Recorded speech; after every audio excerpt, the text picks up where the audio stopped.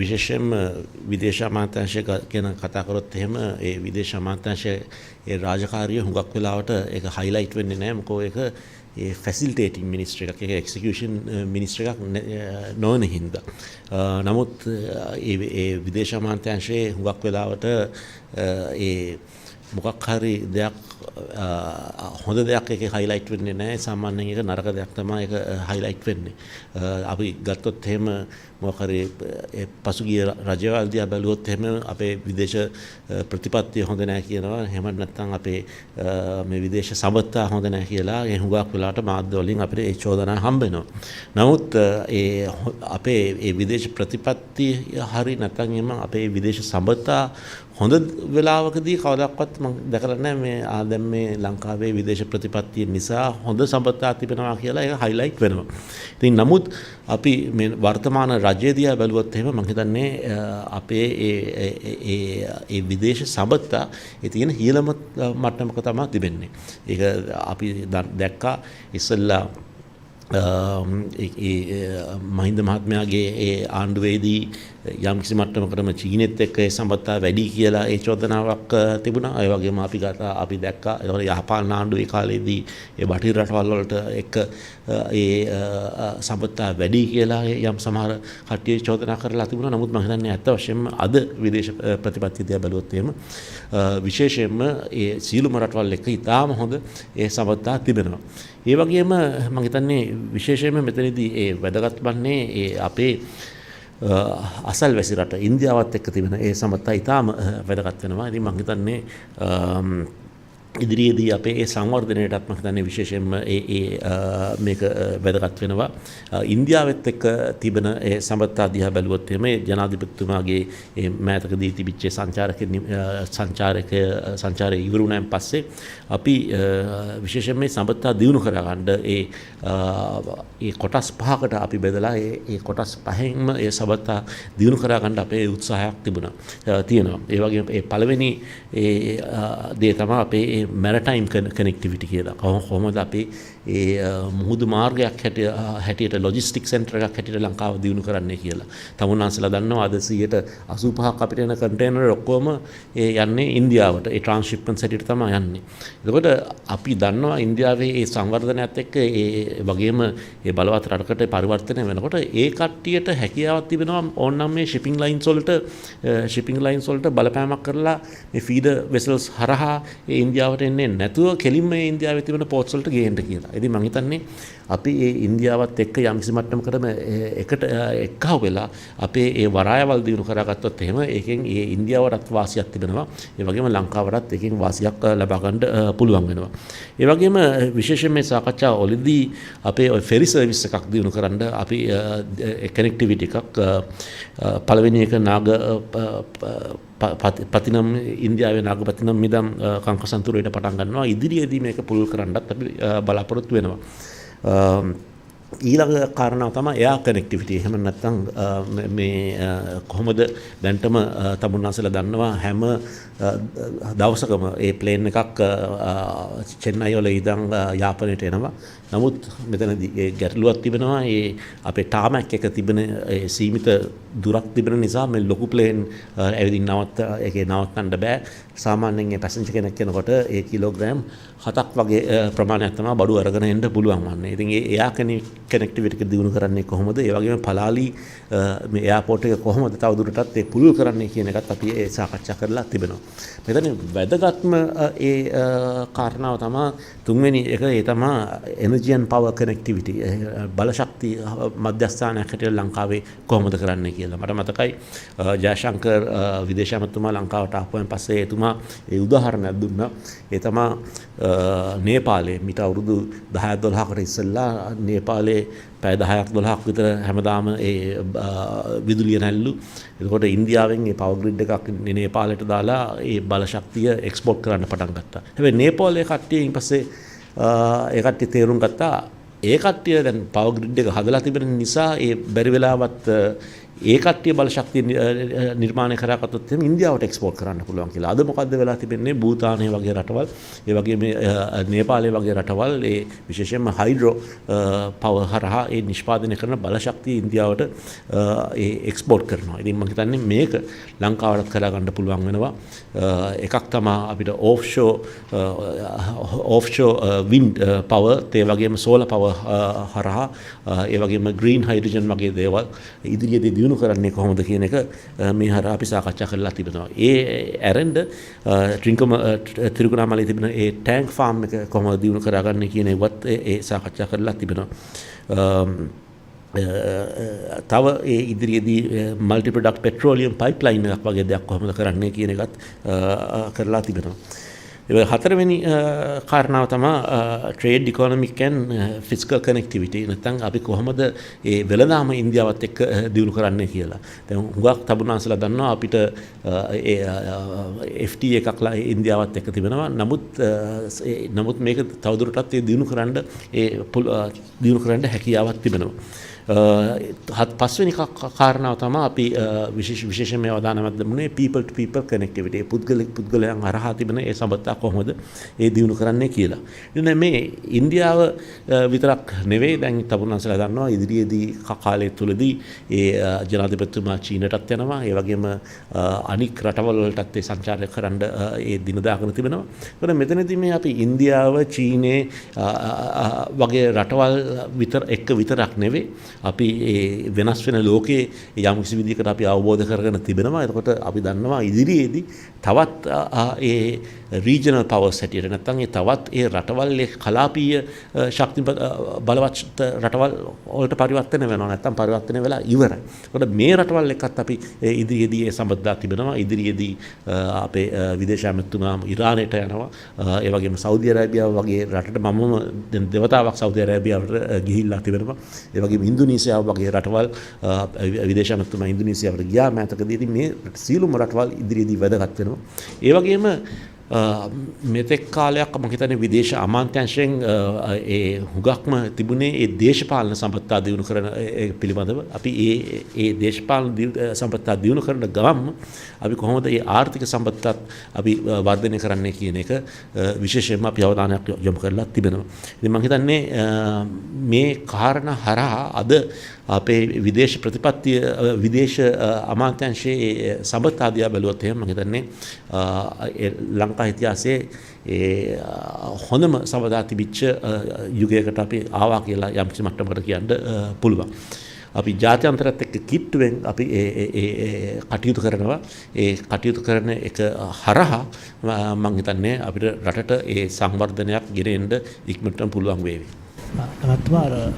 විදේශ කටයුතු අමාත්‍යාගේ ඉරාන් විසිට් එක ගැන පොඩ්ඩක් කියන්න පුළුවන්ද? කවද්ද යන්නේ? මම දැම්ම ඒක ඉදිරියේදී අපේ විදේශ ඇමතුමා යන්න දින නිම කරලා තිබෙනවා. අපි කිට්ටුනාන් පස්සේ අපි ඒ විස්තර ඒ පිළිබඳව දැම්ම මම හිතන්නේ කියන්න අවශ්‍යතාවයක් නැහැ. ඇමතුමා දැන් ඔබතුමා සඳහන් කළා මේ විදේශ කටයුතු අමාත්‍යාංශ මැදිහත්වීම ජනාධිපතිතුමාගේ ඉන්දිය සංචාරය පිළිබඳව ආර්ථික වශයෙන් වැදගත් වෙන ස්ථාන.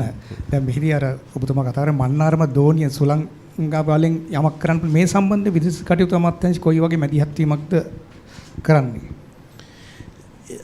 විදේශ කටයුතු අමාත්‍යාංශයෙන් ඒ මූලික ඒකයි මම කිව්වේ විදේශ කටයුතු අමාත්‍යාංශයෙන් ෆැසිලිටේටිං මිනිස්ටර් එකක් තිබෙනවා. මූලික සාකච්ඡා අපි කියමුකෝ රාජ්‍යතාන්ත්‍රීය මට්ටමින් හරි නැත්නම් විදේශ ඇමතුමාගේ මට්ටමින් හරි පවත්වපුවන් පස්සේ ඉන්පසුව ඒ රේඛීය අමාත්‍යාංශවල නිලධාරීන් ඒ ඇමතුවරුන් අපි සම්බන්ධ කරගන්නවා. ඒතකොට ඒ හරහා ඒ ඩිවෙලොප් කරන ප්ලෑන් එක තමයි අපි ඒ ක්‍රියාත්මක කරගන්න බලාපොරොත්තු වෙන්නේ. ඒ වගේම තමයි අපි දන්නවා සමහර තානාපති කාර්යාල ලංකාවේ ඔබතුමා සඳහන් කරා දැන් ගොඩක් දුරට පුළුල් සම්බන්ධතාවයක් ගොඩනගාගෙන තියෙනවා විදේශීය රටවලුත් සමග කියලා. ඒ දැන් ඒ තානාපති කාර්යාල අලුතෙන් හෝ පිහිටුවීමට බලාපොරොත්තුවක් තියෙනවා. මෙහි නැති තානාපති කාර්යාල මෙහි නැති තානාධිපති කාර්යාලයේ පිහිටීම ඒ රටේ තීන්දුවක් හැටියට රටේ තීන්දුවක්. එතකොට ඒ සමහර සමහර රටවල් වල ඒ ක්‍රියාත්මක කරන ප්‍රතිපත්තියත් එක්ක තමයි යන්නේ. දැන් උදාහරණයකට ගත්තොත් එහෙම සිංගප්පූරුවේ තානාපතිකාරයක් ලංකාවේ නැහැ. හරි එතකොට ඒ කට්ටියගේ ඒ තිබෙන ඒ ප්‍රතිපත්තිය අනුව ඒ කට්ටිය යම්කිසි මට්ටමකට බලනවා මෙන්න මෙච්චරයි තානාපති කාර්යාලය ප්‍රමාණයක් ඒ කට්ටිය පවත්වාගෙන යන්නේ. එතකොට ඒ වෙළඳාම එක්ක එහෙම සංසන්දනය කරලා ඇත්තටම ලංකාවත් එක්ක තානාපති කාර්යාලයක් අවශ්‍යයිද කියන ඒ ප්‍රතිපත්තිය තමයි ඉන්නේ. ඉතින් ඒ එක එක රටවල් වල ඒ රටේ ප්‍රතිපත්තිය අනුව තමයි මෙහි තානාපති කාර්යාලයක් පිටවනවද නැද්ද කියලා තීන්දුව ගන්න. මොකද බුදුමගේ මම මේ ප්‍රශ්නේ යොමු කළේ වෙන හේතුවක් නිසා නෙවෙයි. අපි දන්නවා සමහර රටවලට අපි ආයි අධ්‍යාපනය සඳහා නැත්නම් රැකියාව සඳහා පිටත් වෙන යනකොට අර වීසා එකක් පවා ගැනීමට නොහැකි කියලා විනක්ත මාර්ගයකින් තමයි ආයුධම්පත් කරන්න සිද්ධ වෙන්නේ. ඒ නිසායි මම මේ ප්‍රශ්නේ ඔබතුමාට යොමු කළේ. ඔව්. දැන්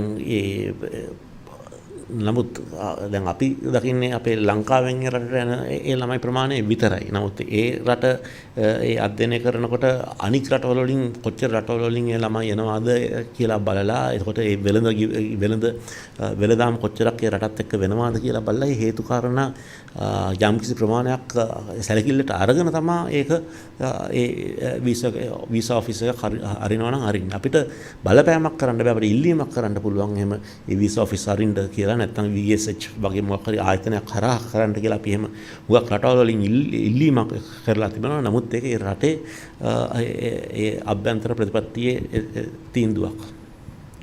ගරු ඇමතුමා අපි දැක්කා පහුගිය මානව හිමිකම් කොමිෂන් සභාවේදී තලිසබ්බි ඇමතුමා ගිහිල්ලා අර සත්‍ය හා සහජීවනයේ සම්බන්ධයෙන් කොමිෂන් සභාවක් සම්බන්ධයෙන් අදහස් ඉදිරිපත් කළා. ඒ සම්බන්ධයෙන් යෝජනා ඉදිරිපත් වුණා.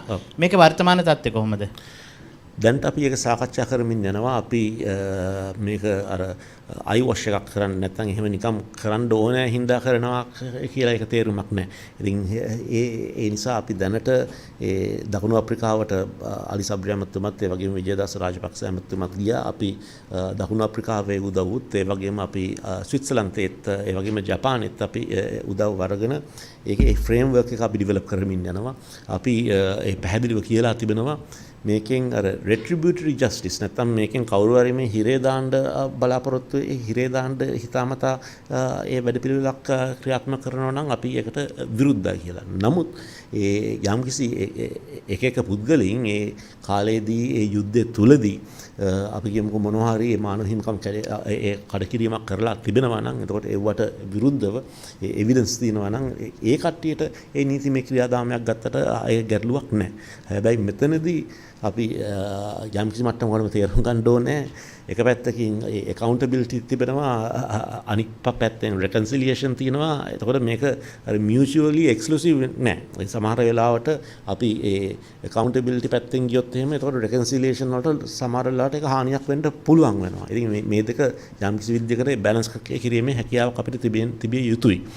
නමුත් අපි විශ්වාස කරනවා අනිවාර්යයෙන්ම ඒ truth and reconciliation A commission එකක් අවශ්‍යයි. සමහර හුඟක් කට්ටියට එක පැත්තකින් හමුදාවේ ඒ කට්ටියත් එක්කත් අපි කතා කරනකොට ඒ කට්ටියත් කියලා තියෙනවා මේ මොකටද මේ අපි මිනිමරුව වගේ මේ අපිට බොරුවට චෝදනා දැන් ගෙනල්ලා තිබෙන්නේ අපේ එහෙම නම ඒ මේව කරගන්න අවශ්‍යතාවයක් තිබෙනවා නම් අපිටත් මේක අවස්ථාවක් කරගන්න පුළුවන් අපේ අදහස් ඉදිරිපත් කරගන්න කියන එක. ඉතින් මම හිතන්නේ ඒ හැම පැත්තෙම බැලුවොත් එහෙම ඒ truth and reconciliation commission එකක් තියෙන එක බොහොම හොඳයි. සමහර කට්ටියට ඒ කට්ටියගේ නෑදෑයින්ද හිතවතුන්ද නැත්නම් කවුරු හරි ඒ යුද්ධෙට ගිය කට්ටියට අතුරුදහන් වෙලා තිබෙනවා නම් මොකද්ද ඒ කට්ටියට වෙලා තිබෙන්නේ කියන අර ක්ලෝෂර් කියලා කියනවා. යම් කිසි විදිහකට ඒක ඉවරයක් කරලා ඊට පස්සේ ඉදිරියට යන්න මම හිතන්නේ මේක බොහෝ දුරට උදව් වේවි.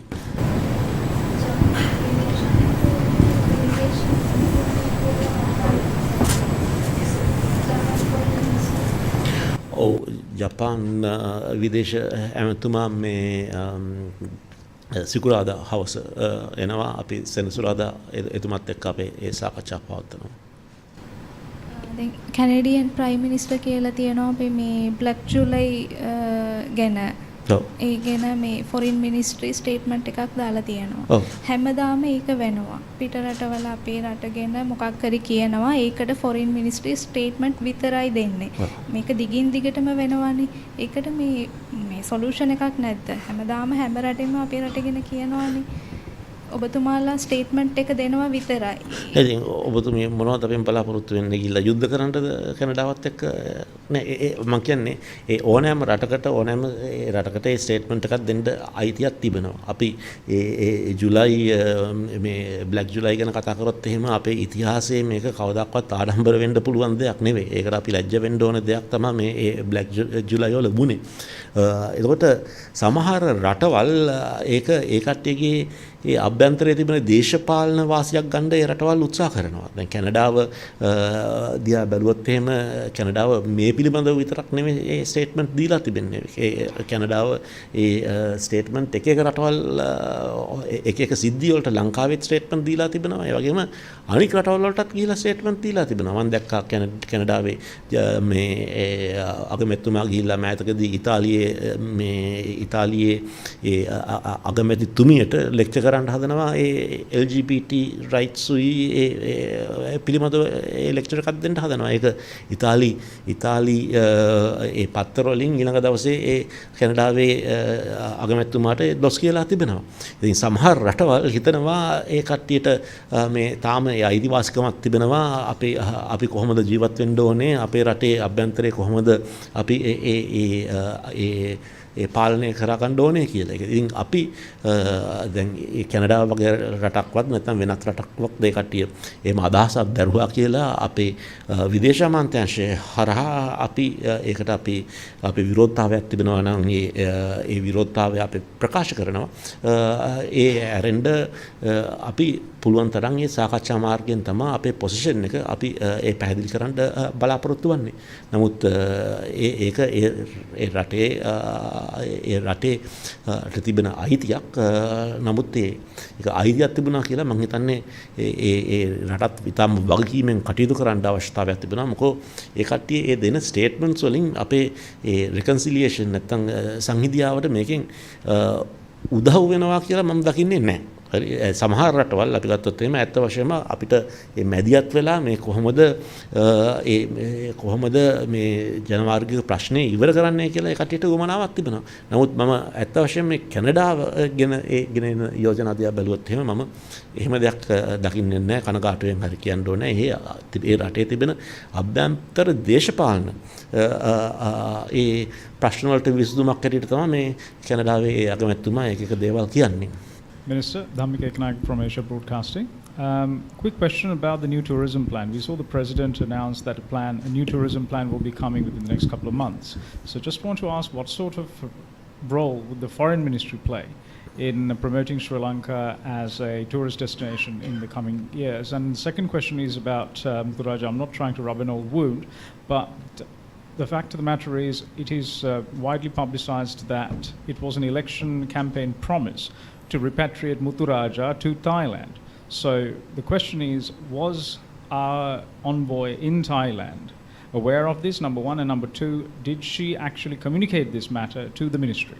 Okay, now the first question was? Tourism.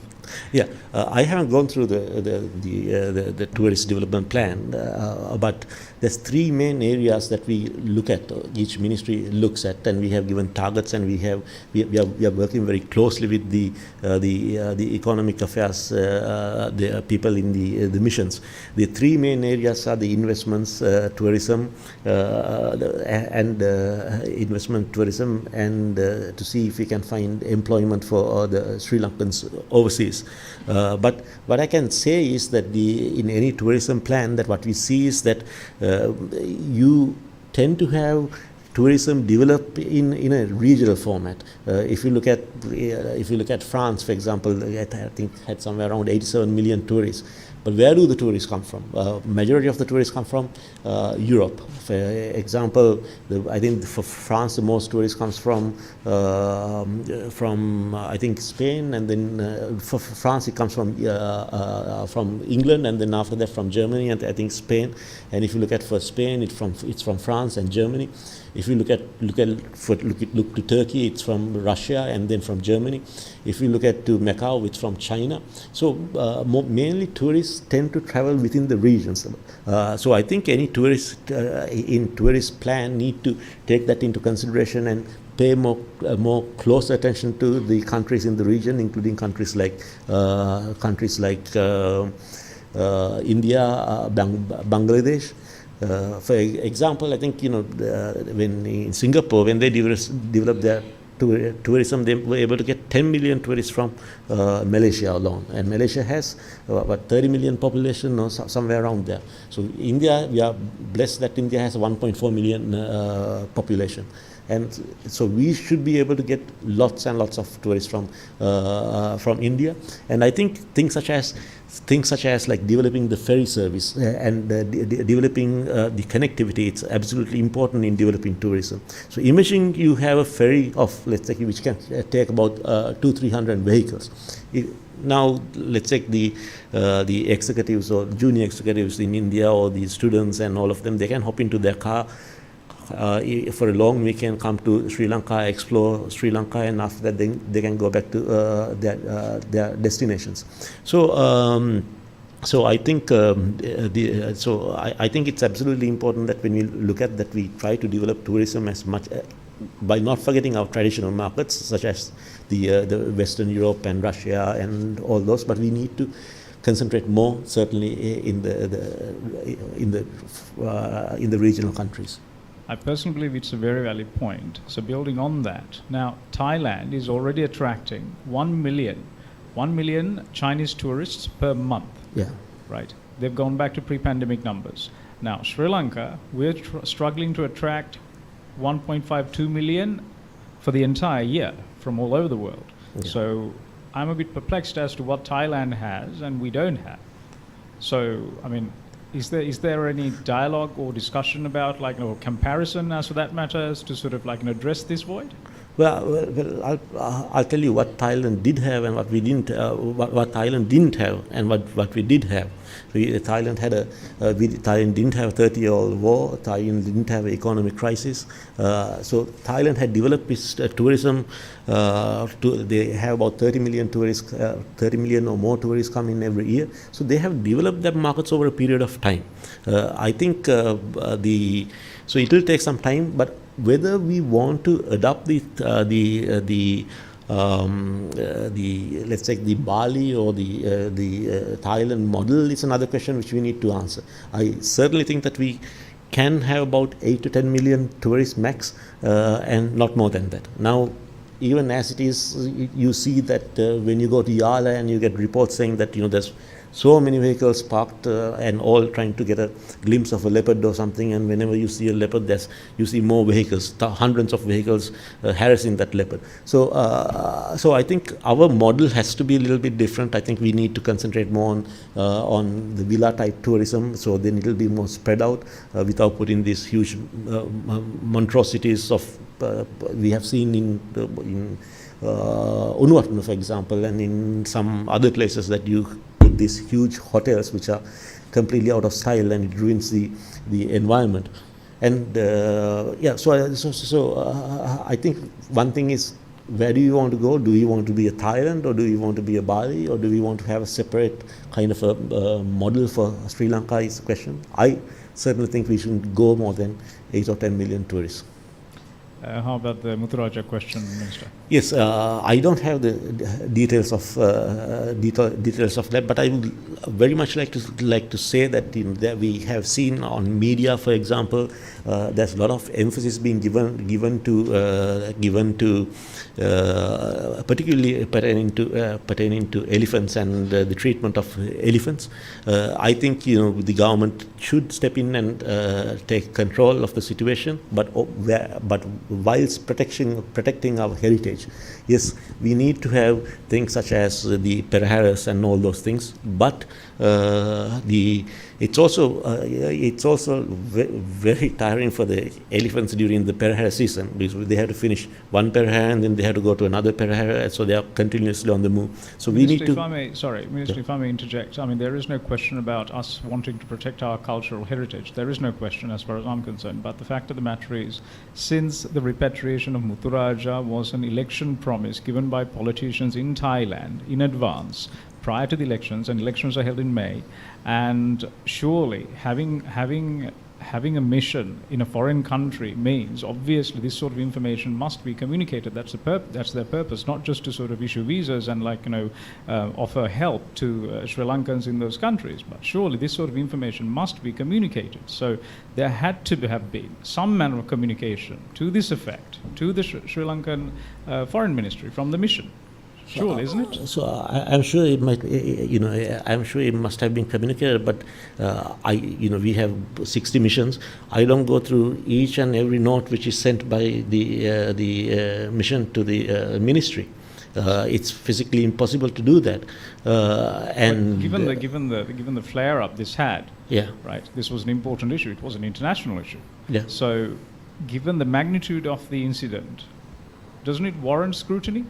This is something which is not necessarily comes under the direction of the foreign ministry. The elephant was gifted, and it was gifted to a temple which has nothing to do with the government, and the elephant was not looked after in a proper manner, which would have drawn some controversy in Thailand, and the Thai people we know that they're very fond of the elephants just as much as we are, and I'm sure the Thai politicians must have wanted to repatriate the elephant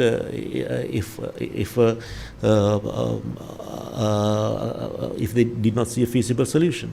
Okay, so that's the foreign minister. As far as the Sri Lankan envoy there is concerned, in your opinion, should she have or should she have not communicated this election promise well in advance to the Sri Lankan government or not? Yeah. Now, as I mentioned over here, I didn't go through each and every note. So you're going on the presumptions, assuming that she didn't communicate it to the Sri Lankan. I haven't gone through the end. When we have to prioritize certain things, now let's take we look at certain things which we have to prioritize. I'm not saying she has or she has not. I have to go through the minutes and see whether she has indeed written to the Sri Lankan mission. But let's say a lot of the times we pay a lot of attention to things such as like the people who are stranded in Thailand or in Cambodia or in the neighboring countries, which also the mission in Bangkok looks after. So when we have to prioritize certain things, we have to prioritize certain things, and so forgive me if I had not read the particular note on this the elephant incident.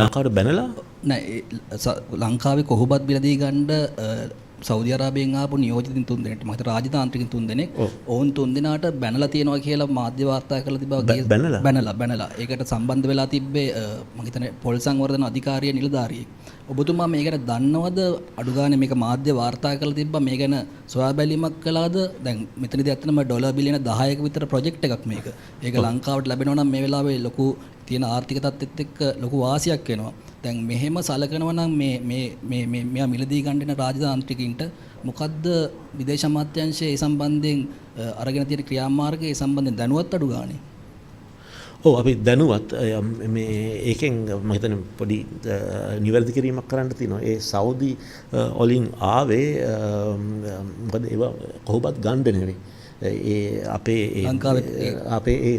ඒ නිලධාරීන් 3 දෙනෙක් ආවා ඊන් පස්සේ ජනාධිපති මන්දිරෙත් ඊන් පස්සේ සාකච්ඡාවක් තිබුණා මමත් ඒ සාකච්ඡාවලටත් සහභාගී වුණා අපේ අර මම ඒක තාක්ෂණ නම දන්නේ නැහැ ඒ පෙස්ටිසයිඩ්ස් කෙනෙක් හරි මොකෙක් හරි කුරුමිනියෙක් හරි ඒ කොහොබත් වල ඉන්නවා කියලා ඒ වාර්තා වෙලා මේ කොහොබත් ඒකින් ඒ සත්තු මුකුත් නැතුව ඒක හරියට නිෂ්පාදනය කරනවාද කියන ඒ වැඩපිළිවෙල බලා ගන්න තමයි ඒ 3 දෙනා ආවේ. එනකොට ඒ පොල් සංවර්ධන මණ්ඩලයේ ඒක නිලධාරියෙක් ඒ වාහනේ මම හිතන්නේ අපිට වාර්තා වෙලා තිබෙන අනුව ඒ වාහනෙන් ඒ සෞදි ඩෙලිගේෂන් එකේ ඉන්න ආපු 3 දෙනාට වෙනත් වාහනයකට නගින්න කියලා ඊන් පස්සේ ගෙනහිලා තිබෙනවා තවත් ෆැක්ටරියක් බලන්න. ඒ ෆැක්ටරිය ඒ අයිටිනරි එකේ තිබුණේ නැහැ. ඒතකොට මේ තුන් දෙනා බැහැ කියලා තිබෙනවා. මේ නමුත් මෙයා යම්කිසි බලපෑමක් කරලා වගේ තමයි තිබෙන්නේ. එතකොට අපිට මේ පිළිබඳව සෞදියෙන් නිල වශයෙන් අපිට ඒ TPN එකක් ආවා. ඒක පදනම් කරලා අපි රමේෂ් අමතුමාට මේ පරීක්ෂණයක් කරන්න කියලා මේ නිලධාරියාගේ විස්තරෙත් ඒ සෞදි අරාබියෙන් ආපු ඒ කම්ප්ලේන් එකත් අපි ඉදිරිපත් කරලා ලිඛිතව ඉදිරිපත් කරලා ඉවරයි. ඒ නිලධාරියා පොල් සංවර්ධන මණ්ඩලයේ සභාපති කියලා තමයි වාර්තා වෙන්නේ. නෑ මම ඒ පරීක්ෂණයක් කරන්න සභාපති නෙවෙයි මේ විනිං නිලධාරී කියලා තියෙනවා මට මේ විනිං නිලධාරී කියලා තමයි දැන් තිබෙන්නේ. ඒ ආපු නිලධාරීන් අතර එක්කෙනෙක් සෞදි රජතුමාගේ ඥාතියෙක් කෙනෙක් ඉන්නවා කියලා වාර්තා වෙනවා. ඉතින් ඒක බරපතල තත්ත්වයක් නෙමෙයිද? මොකද මේ වගේ නිලධාරීන් රාජතාන්ත්‍රික යනකොට විදේශ අමාත්‍යාංශ නිලධාරීන් ඕන්න එක්ක යන්නේ නැද්ද? නෑ අපි යන හැමතැනම ඒ සමහර වෙලාවට එන රාජතාන්ත්‍රික නිලධාරීන් අපවම විදේශ අමාත්‍යාංශයෙන් හැමතැනම ගෙනියන්න ඒ විදේශ අමාත්‍යාංශයට එහෙම හැකියාවක් නෑ. අපේ ෆොරින් සර්විස් එකේ ඉන්නේ 180 ගාණක් වගේ ප්‍රමාණයක් තමයි ඉන්නේ. ඒතකොට යම් කිසි විදිහකට අපි ඒ රේඛීය අමාත්‍යාංශයකට අපි සම්බන්ධ කරලා දෙනවා නම් අපි ඒ රේඛීය අමාත්‍යාංශයේ ඒ වගකීමෙන් හැසිරේවි කියන එක ඒ නිලධාරීන් වගකීමෙන් හැසිරේවි කියන එක අපේ බලාපොරොත්තුවක් තිබෙනවා. නැතුව අපි යන හැම එකටම සමහර වෙලාවට එහෙම සම්බන්ධ කරන්නේ නැහැ. දැන් මම හිතන්නේ දැන් මම දන්නේ නැහැ ඒ රජපෞලට නෑදෑකමක් තිබෙනවද නැද්ද කියලා. නමුත් මම ඒ උදාහරණයක් හැටියට කියන්නේ ඒ සාඩ් පවුල කියන්නේ විශාල පවුලක්. ඒ 20000ක් විතර ඒ පවුලේ ඒ නෑදෑයෝ එහෙම ඉන්නවා. ඉතින් මම දන්නේ ඒ පවුලට සම්බන්ධයිද නැද්ද කියන එක. නමුත් මම හිතන්නේ මේ ප්‍රශ්නේ දැන් අපි සෞදි අරාබියත් එක්ක කතා කරලා අපේ තානාධිපතිතුමාට අපි අපොලොජයිස් කරලා ඊට පස්සේ මේ ප්‍රශ්නය මම හිතන්නේ දැන්ට නිරාකරණය කරලා ඉවරයි. ඒකට ඒ නිලධාරියාගේ ඒ හැසිරපු විදිය ඒ මොකක් හරි වරදක් තියෙනවා නම් මම හිතන්නේ ඒක ඒ රමේෂ් අමතුමාගේ අමාත්‍යාංශයෙන් ඒකට නිසි පියවරක් ගන්න. AsianMirror